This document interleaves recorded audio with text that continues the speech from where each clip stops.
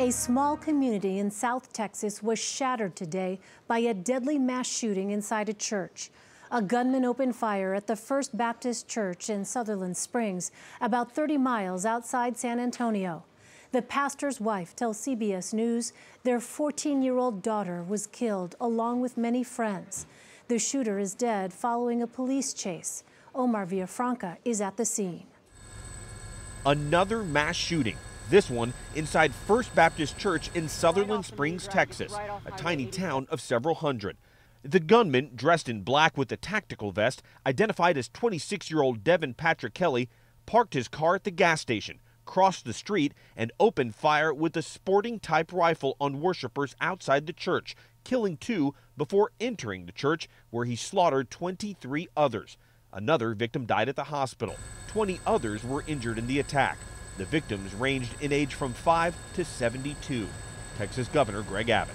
The tragedy, of course, is worsened by the fact that it occurred in a church, a place of worship, where these people were innocently gunned down. The gunman, who served 4 years in the Air Force before receiving a dishonorable discharge in 2014, fled in a vehicle after the attack. He later died after his vehicle was run off the road.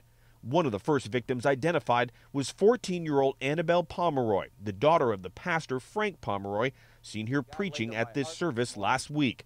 Pomeroy and his wife were out of town during the shooting. Joanne Ward, a mother of 4, was also shot, along with 3 of her kids.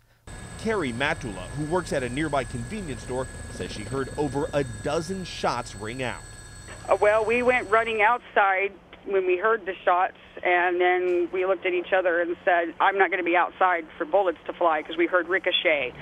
Some of the victims were airlifted to local hospitals with gunshot wounds. People rushed to the scene to help the wounded.